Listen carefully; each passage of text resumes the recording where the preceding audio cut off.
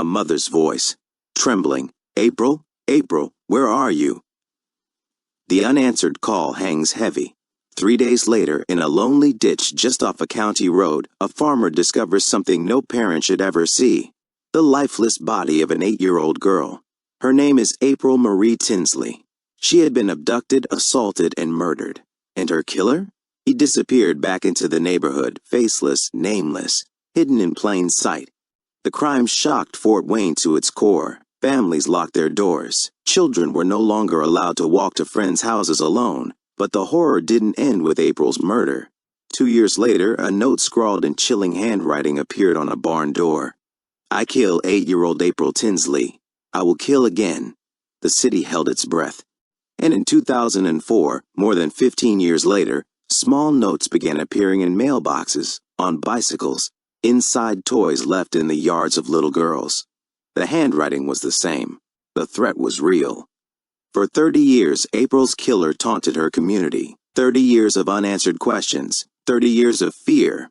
But in the end, it wasn't arrogance that betrayed him. It was science. This is the story of April Tinsley, a child stolen, a community terrorized, and a cold case that thawed only through the relentless march of time and technology. Some stories shatter innocence in ways a community can never forget. This is one of them. It begins in Fort Wayne, Indiana, a city in America's heartland, a place where children rode their bikes through quiet neighborhoods, where doors were often left unlocked, and where tragedy felt like something that happened elsewhere, never here. But in the spring of 1988, all of that changed. One little girl's disappearance would leave a scar on the city that lasted for decades. Her name was April Marie Tinsley. April Tinsley was just 8 years old. Born on March 18, 1980, she was the kind of child who seemed to radiate light everywhere she went. Friends remembered her as bubbly and playful, always eager to join in a game of hopscotch or ride bikes with the other kids. She loved dolls, cartoons, and the simple joys that fill an 8-year-old's world. Her teachers described her as bright and caring, with a smile that made her stand out in the classroom. April came from a modest working-class family in Fort Wayne. She was the middle of 3 children, with an older sibling she looked up to, and a younger one who adored her. Home for April was a small but loving household where family dinners, neighborhood play, and childhood curiosity filled her days. For her, life was about friends, school, and the thrill of being a little girl in the 1980s. Good Friday, April 1st, 1988, began like any other spring day in Fort Wayne. The weather was cool but pleasant. Families were preparing for the Easter holiday weekend. The Tinsleys' neighborhood was alive with kids running in and out of yards, excited for the long weekend. That afternoon, April wanted to show her friends a new umbrella she had received. It wasn't just an umbrella. It was her little treasure, something she was proud of, something she couldn't wait to share. Around 3 p.m., she left a friend's house near her own, planning to walk home. It was a short distance, just a few blocks, a walk she'd made countless times before. But this time, she never made it back. When her parents realized she hadn't returned, concern quickly turned into panic. They scoured the neighborhood, asking friends and neighbors if they'd seen April. No one had. For a small community where everyone knew everyone, the idea that a child could vanish in broad daylight was unthinkable. By evening, the search had escalated. Police officers, neighbors, and volunteers combed through yards, fields, and alleys. Flyers were printed. Her name was called again and again into the night air. But there was no answer.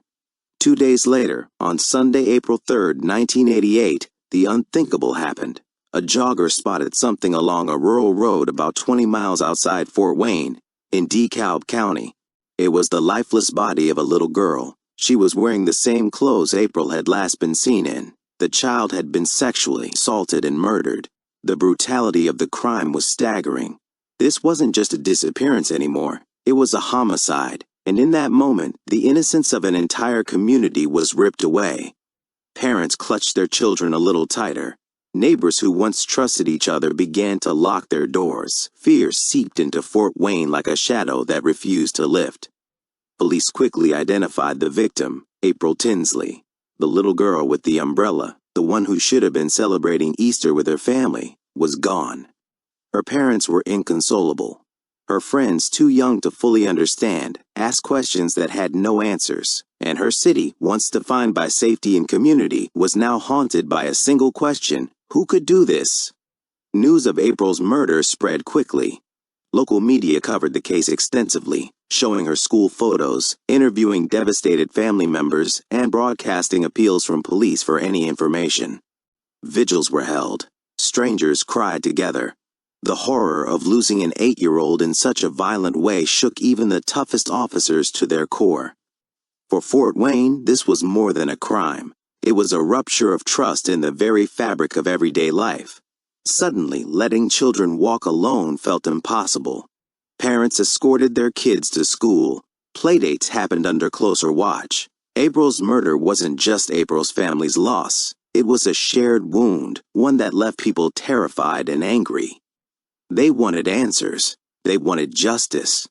But finding April's killer would prove to be far more difficult than anyone imagined. From the moment her body was discovered, police launched one of the largest investigations in Fort Wayne history. Detectives collected physical evidence from the scene and interviewed dozens of potential witnesses. They pursued leads tirelessly, knocking on doors, retracing April's last steps, and even investigating registered sex offenders in the area. But 1988 was a different time in forensic science. DNA testing was still in its infancy. The kinds of advanced databases and genetic tools we have today simply didn't exist. The evidence gathered, while significant, wasn't enough to identify a suspect. Investigators did find DNA belonging to April's attacker, but without a match in their limited system, it was like holding a key with no lock. They had the clue, but no way to use it. Frustration mounted, leads dried up, and while detectives remained committed, the case began to stall. For the Tinsleys, those days turned into weeks, then months, then years. Each holiday, each birthday, each milestone was a reminder of the child who should have been there, and each year that passed without justice deepened the pain. But April's story didn't end there. Her killer wasn't content to simply vanish into the background. In a move that would terrorize the city all over again, the perpetrator made himself known. In the years following her murder, chilling messages began to surface. Graffiti, scrawled on barns and walls, notes left for children, and later, in the early 2000s, letters left in mailboxes taunting police. Each one claimed responsibility for April's murder. Each one mocked investigators, and each one reopened the wound for her family and her community. Fort Wayne wasn't just haunted by the loss of April anymore. They were stalked by her killer shadow, a ghostly presence who wanted everyone to know he was still out there. For parents, the fear was unbearable. For detectives, it was maddening. The city lived under the weight of this crime for decades, waiting, hoping, praying for resolution. By the end of the 1990s, April's case was considered cold. Her parents, heartbroken, had to live each day with the fact that their little girl's killer was free. Her classmates grew up, but April remained forever 8 years old, and Fort Wayne lived with the gnawing knowledge that someone capable of such horror walked among them, unseen. But while the case may have grown cold, it was never forgotten. Detectives refused to close the file. April's name stayed alive in the halls of the Fort Wayne Police Department. Her photograph, bright-eyed and smiling, remained on bulletin boards and in case files, and her story stayed etched into the hearts of everyone who knew her, or even just knew of her. The question lingered: who killed April Tinsley? And for 30 long years, no one had the answer. But the breakthrough, when it finally came, would not only reveal the face of a monster, it would change the way cold cases are solved forever. If April's murder had ended with her burial, it would have been enough to scar Fort Wayne forever. But the man who killed her wasn't finished. He didn't just disappear into silence. He wanted to remind everyone that he was still out there. He wanted to be seen, to be feared, and he found ways to make sure no one ever forgot his presence. 2 years after April's murder, on May 21st, 1990, something appeared on a barn wall just a few miles from where her body had been found. Spray-painted in crude, childlike handwriting were the words, "I kill 8-year-old April M. Tinsley. Did you find her other shoe? Ha ha, I will kill again." For investigators, the message was like a stab wound reopening an old scar. The handwriting was messy, almost taunting in its immaturity, but the content was chilling. Not only did it claim responsibility for April's murder, it threatened to strike again. Detectives rushed to analyze the message. Was it authentic, a cruel hoax, or had April's killer returned to boast about what he had done? Though they couldn't prove, beyond doubt, that the graffiti came from the killer, the details were haunting enough to suggest it was real. For the community, it was terrifying. Parents who had begun to cautiously let their children play outside were suddenly gripped by fear once more. The monster who had taken April wasn't gone. He was still here, watching. After the graffiti, the case slipped back into silence. Leads dried up. The DNA evidence remained locked away in police storage, untouchable with the forensic tools of the early 90s. The city tried to move on, but beneath the surface, the trauma remained. Children grew up with April's story whispered in the background. Parents used her name as a warning. Don't talk to strangers. Remember April. April Tinsley had become more than a victim. She was a ghost in Fort Wayne's collective memory. And then, just when people thought maybe, just maybe, the case was fading into the past, the killer returned. 16 years after April's murder, in 2004, the killer resurfaced in a way more brazen than anyone could have imagined. Children in Fort Wayne began finding chilling notes, handwritten letters stuffed into plastic baggies. Some were left in mailboxes. Others were discovered in yards, attached to bikes, or left near dolls. Each one carried a message that made investigators' blood run cold. One read, "Hi honey, I've been watching you. I am the same person that kidnapped and raped and killed April Tinsley. You are my next victim if you don't care what I say. I will blow you up. Ha ha." Another included used condoms, DNA evidence deliberately left behind. This wasn't just a killer bragging. This was a predator taunting police, terrorizing children, and reminding an entire city that he was still out there, hiding in plain sight. The letters were written in the same crude style as the 1990 graffiti. Police knew they were dealing with the same man. The taunts weren't just cruel, they were proof of his arrogance. He believed he was untouchable. For Fort Wayne, the 2004 letters were like reopening a wound that had never healed. Parents panicked. Children were terrified. Police were enraged. It had been 16 years since April's murder, but now it felt like the killer was breathing down their necks all over again. The notes made it clear, this wasn't just a man who had killed once and vanished. This was someone who enjoyed control, someone who wanted the fear itself to be his legacy. Investigators released the letters to the public, hoping someone would recognize the handwriting, the style, the voice behind the words. Tips poured in, but once again, nothing concrete emerged. The killer seemed to mock every step, always one move ahead. By 2004, DNA testing had advanced significantly. The samples left on April's body, and even the DNA from the used condoms included in the baggies, were tested and matched. It was clear the man who had killed April was the same man taunting them now. But here's the problem. The DNA didn't match anyone in the national database. His identity was still locked away, invisible, just out of reach. It was agonizing for investigators. They had the killer's genetic fingerprint, undeniable proof of who he was, but no name to attach to it. It was like staring at a ghost who left tracks everywhere but still had no face. By now, nearly 2 decades had passed since April's murder. Entire generations of children had grown up in Fort Wayne under the shadow of her case. The graffiti, the letters, the DNA, it all added up to a constant reminder that someone dangerous was still out there. Parents raised their kids with a cautious eye. Even into the 2000s, April's story was used as a warning. Don't walk alone. Don't trust strangers. Be careful. The killer wanted fear to live on. And in that, he succeeded. The most disturbing part of the case wasn't just that April's murderer had killed and gotten away with it. It was that he was among them. He wasn't hiding in some faraway place. He was in Fort Wayne, living an ordinary life, blending in with neighbors, going to grocery stores, watching the same news reports about his own crimes. For decades he walked free, and no one knew. The taunts proved one chilling fact: April's killer never left. He wanted everyone to feel his presence, even without his face. And every year that passed without answers felt like his victory. But what the killer didn't know was that science was about to catch up to him. And when it did, his arrogance, the very thing that made him taunt and toy with investigators, would become the crack in his armor that finally exposed him. For 16 years, he had the upper hand. For 16 years, he wrote his threats, planted his evidence, and dared police to find him. But in the end, time was running out. What he thought was power would become his downfall. For 30 years, April's killer hid in plain sight.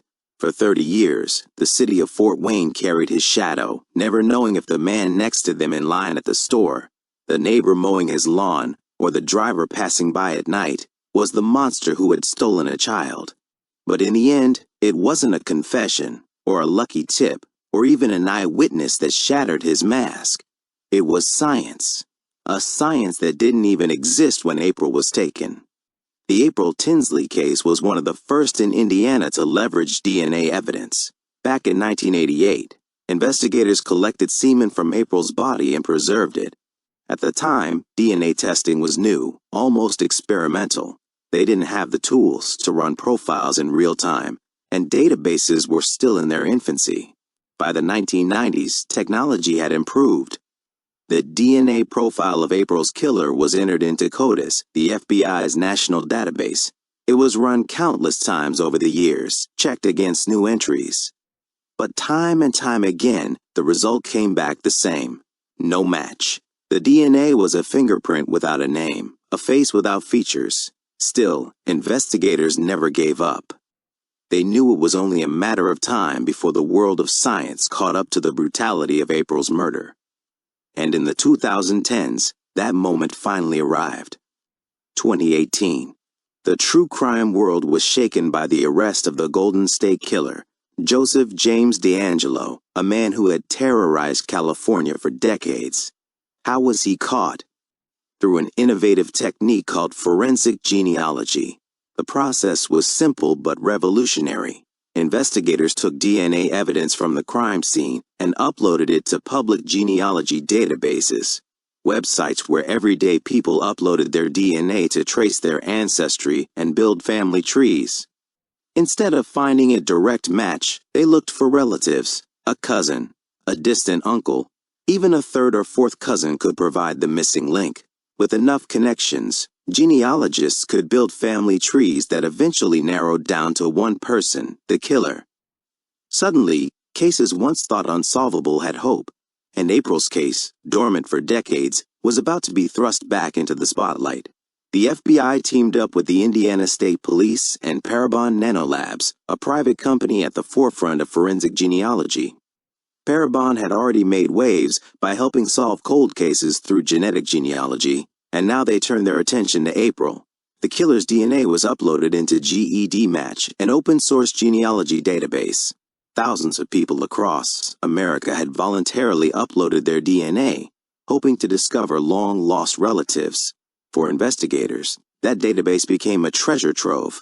And then, it happened. A hit. Not a direct match, but distant relatives. Fourth cousins spread across different branches of a family tree. It wasn't much, but it was enough to start drawing lines. Forensic genealogist C.E.C. Moore, one of the leading experts in the field, began tracing the family connections. Through public records, census data, and obituaries, a family tree was slowly built outward and upward. Each branch eliminated suspects, narrowed generations, and pointed investigators closer to the man they had been chasing for 3 decades. It wasn't easy. Family trees can sprawl across hundreds of people. Generations intertwine, cousins overlap, surnames shift.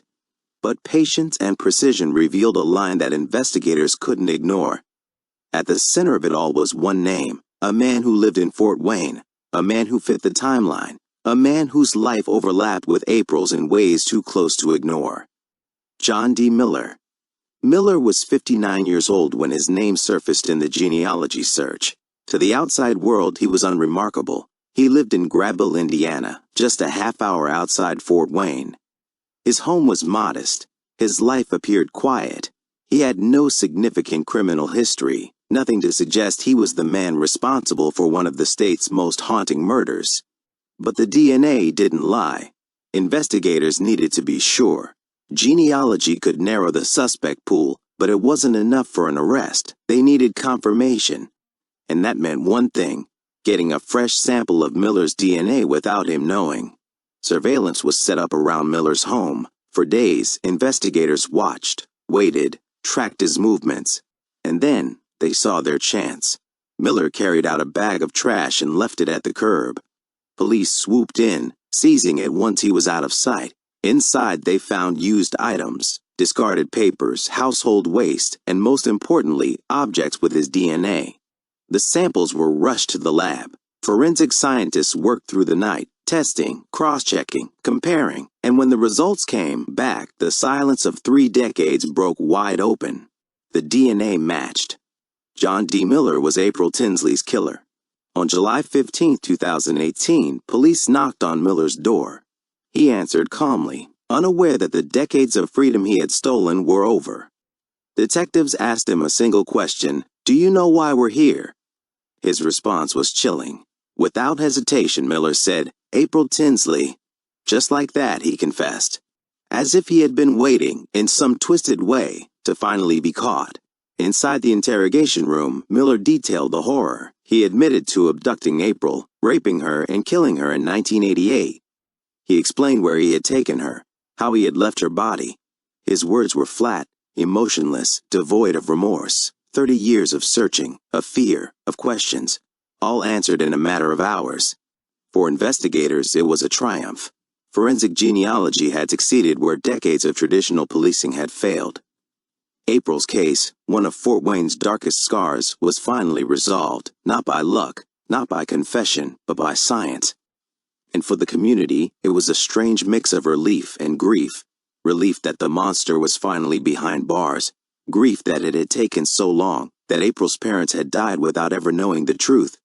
But there was no denying it. The breakthrough was historic. The walls of silence had finally cracked. For 30 years he hid among them. For 30 years, families looked over their shoulders, wondering if the killer still lurked nearby. And all along he was right there, living quietly, blending in, carrying his secret like a shadow. But in the end, it was a shadow science could chase. A shadow that, after decades, was finally dragged into the light, after 30 years of silence. And just weeks after his arrest, John D. Miller finally faced the justice system. But unlike so many trials dragged out by denial and legal maneuvers, this one would move with shocking swiftness. Because Miller, the man who had hidden in the shadows for decades, no longer wanted to hide. When Miller first appeared in an Allen County courtroom in July 2018, the public craned for a glimpse of the man who had haunted their memories for 3 decades. Reporters described him as slight, balding, almost frail. He shuffled into the courtroom in shackles, his head bowed, his face pale. For many, this was their first time seeing the monster who had stolen April Tinsley's childhood, and the sight was jarring.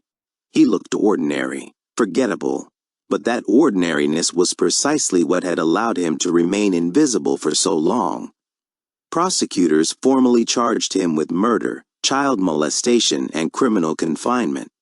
The weight of those words filled the courtroom, even though everyone knew what they meant already. Miller stood and spoke quietly when asked to enter his plea. Guilty. There was no hesitation, no elaborate defense, no attempt to escape the reality of his crime, and just like that, the case that had consumed Fort Wayne for 3 decades pivoted toward closure. Miller's guilty plea wasn't without context. Prosecutors had struck an agreement. By pleading guilty, he would avoid the death penalty. Instead, he would receive a sentence of 80 years in prison, a de facto life sentence given his age. For some, this was a compromise. For others, it was justice enough.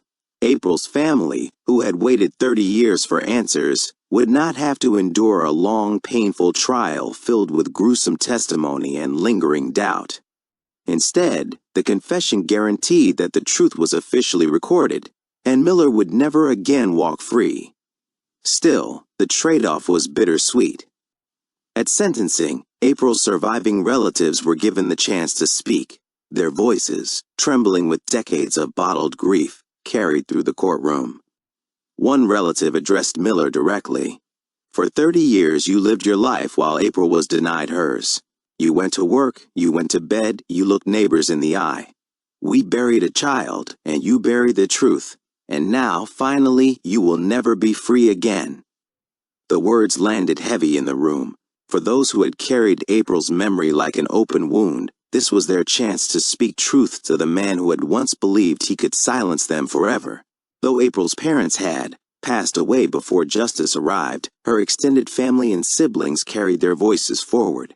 They spoke of birthdays missed, graduations never seen, holidays always haunted by the empty chair at the table.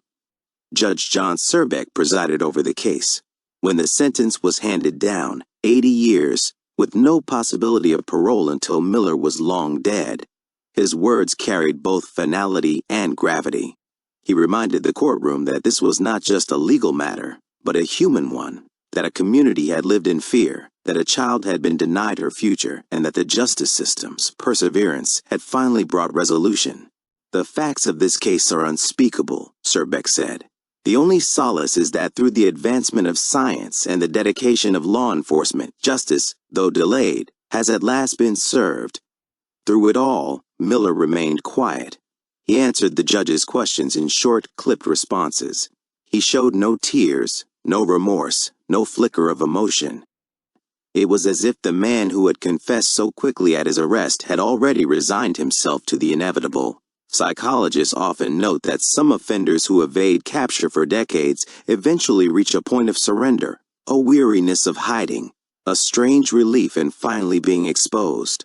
Whether this was true of Miller is unknown, but his lack of resistance only underscored the years of anguish he had caused. For Fort Wayne, the sentencing was historic. Residents who had grown up under the shadow of April's murder finally felt a sense of closure. For 30 years, parents had used April's name as a warning to their children, a reminder to be careful, to never walk alone. The fear had lingered across generations. Now, that fear had a face, that monster had a name. And while nothing could undo April's suffering, her story now carried something it had been missing for so long, an ending. Miller's conviction also marked one of the earliest successful uses of forensic genealogy in Indiana, setting a precedent for future cold cases. Prosecutors and investigators pointed to the case as proof that even the longest, coldest files could one day be solved. Other states took notice. Soon, more cases across the country began reopening with genealogy as the key. Each time, the name April Tinsley was invoked as an example of what was possible when persistence and science combined. Life behind bars. John D. Miller was sent to the Indiana Department of Correction to serve his sentence. At his age, 59 at sentencing, the 80-year term all but guaranteed he would die in prison. For the families of Fort Wayne, that was enough. For April's family, it was never about vengeance. It was about answers, about truth, about finally seeing the man who had robbed them of everything held accountable. And with the clang of prison doors, that accountability was sealed. In the end, justice came not with the swiftness of retribution, but with the slow grind of time, science, and persistence. John D. Miller thought he had buried his secret forever. Instead, he buried himself in silence, only to be unearthed by a truth written in his very blood. And for April's family, for her community, and for all who had whispered her name in fear, the sentencing marked not just the end of a case, but the beginning of peace. The capture of John D. Miller in 2018 brought a conclusion to one of Indiana's most haunting cold cases. But the story of April Marie Tinsley does not end with a courtroom sentence. Her name, her memory, and the case itself now live on as a symbol, a shadow stretching across decades of grief, resilience, and the relentless march of science. For more than 30 years, April's murder defined the fears of Fort Wayne. Parents warned their children not to walk alone. Neighbors eyed strangers with suspicion, An entire generation grew up under the shadow of a faceless predator who had not only taken the life of an 8-year-old girl, but had the audacity to taunt the community in her absence. Even with Miller behind bars, that psychological wound does not disappear overnight. But April's case also changed the way law enforcement thought about time, about waiting, and about justice. It proved something profound, that even after decades, cold cases are not dead cases. Advances in forensic science, particularly the advent of forensic genealogy, reshaped what was possible. A crime that once seemed destined to remain unsolved suddenly became solvable, not because of luck, but because persistence intersected with new technology. Investigators across the country took note. April's case became one of the earliest and most public examples of how genetic genealogy could unmask predators who thought they had evaded justice forever. It inspired other departments to revisit their cold files, to ask whether a new tool could breathe life into old evidence. The ripple effects were immediate. Just weeks after Miller's arrest, headlines erupted about another historic breakthrough: the capture of Joseph James DeAngelo, the Golden State Killer, through the same genealogy methods. Together, these cases marked a new era in criminal investigations. They taught the world that DNA is not just a fingerprint, it is a family tree, and with the right database, that tree could lead back to a killer's front door. For families who had waited years, even decades, April's case was proof that hope was not naive. It was a lesson in patience, in perseverance, and in the belief that justice delayed is not necessarily justice denied. But the long shadow of April's story also raises deeper, more difficult questions. How many other families are still waiting for answers? How many cases are gathering dust, waiting for a breakthrough that may or may not come? And what does justice mean when it arrives decades too late to heal the lives it shattered? For April's family, the arrest of Miller was not closure. There is no closure when a child's life is stolen in such a brutal way. What they gained was accountability, an end to the faceless terror. But April's absence will always linger, in every birthday missed, in every school photo that was never taken, in every family memory where she should have been. In Fort Wayne, April's legacy endures in memorials and vigils, in the faces of children who now walk safer streets because her story galvanized awareness. The case has become both a cautionary tale and a source of resolve. Law enforcement officials often say that her spirit became part of the drive to push technology further, to never give up on the cases that seemed impossible. And so, April's shadow is not only one of grief, it is also one of progress. Her tragedy helped usher in a forensic revolution, one that has already solved dozens of other long cold cases across the United States. From unidentified victims finally being named to killers finally being unmasked, the lessons learned from April's case continue to ripple outward. Still, the story is bittersweet. Science may deliver answers, but it cannot return the stolen years. It cannot erase the pain of waiting or the trauma of living under fear. That is the paradox of these cold case victories. Justice comes, but always too late for the innocence that was lost. And so, as we reflect on April's story, we see both the darkest truths and the brightest possibilities. A child's life ended far too soon.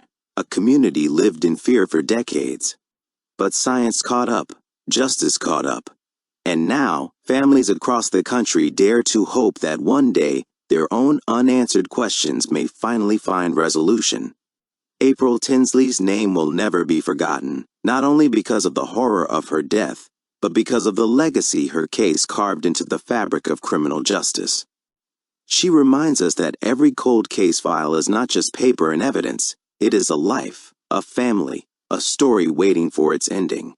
Her shadow lingers, yes, but it points forward, toward a future where fewer killers can hide, where fewer families are left waiting, and where the promise of justice may arrive not in decades, but in time to matter. April Tinsley was just 8 years old when her life was stolen. For more than 3 decades, her name carried the weight of a haunting question: will justice ever come? In 2018, that answer finally arrived. But her story does not close with the arrest of John D. Miller. It extends to us, to every listener, every viewer, every community that still lives with the ache of unanswered crimes. Because April's case is not just history, it is a reminder that every cold case file is not cold at all. It is alive with the memories of those still waiting for answers. Parents, siblings, friends, communities. And like April's family, they deserve to know the truth, no matter how many years have passed. The tools are here. Forensic genealogy has already proven its power. Across the country, killers who once walked free are being tracked down through the branches of their own family trees. But these breakthroughs do not happen in isolation. They require resources. They require trained investigators. And they require the willpower to believe that even the oldest of cases still matter. April's story is a call to action, to demand that cold cases are not forgotten, to support the funding and expansion of forensic genealogy programs, to push for the preservation of evidence, because what sits in a box today could hold the key to justice tomorrow. But there's another responsibility, one that rests not with law enforcement, but with us, to remember, to keep saying the names of victims whose stories risk fading into silence. April Tinsley, 8 years old, a bright smile, a trusting heart, a child who deserved a lifetime she never received. When we speak her name, when we tell her story, we do more than remember. We resist forgetting. We keep alive the humanity at the center of these cases. Because every statistic is a person, every file is a family, every cold case is a stolen life waiting for its truth. And so the shadow of April's case stretches toward us. It asks, what will you do? Will you let these stories drift into the past? Or will you carry them forward, demanding justice, supporting innovation, and honoring the victims who cannot speak for themselves? For April's family, justice came too late to erase decades of pain. But it came, and that matters. It matters because it proves that the system can bend toward truth, even after 30 years. It matters because it offers hope to those still waiting. And it matters because April, in her absence, helped change the future of criminal investigation forever. Her story is now our responsibility, to remember, to share, to ensure that no other family waits in silence for answers they deserve. April's life was stolen, but her legacy is justice, and it is still unfolding. Let us honor her by making sure it never stops. If this story moved you, share it. If you believe April's memory matters, speak her name in the comments. If you want to stand with the countless voices erased by silence, subscribe to Vanished Voices. Because every listen, every share, every remembrance chips away at the culture of forgetting,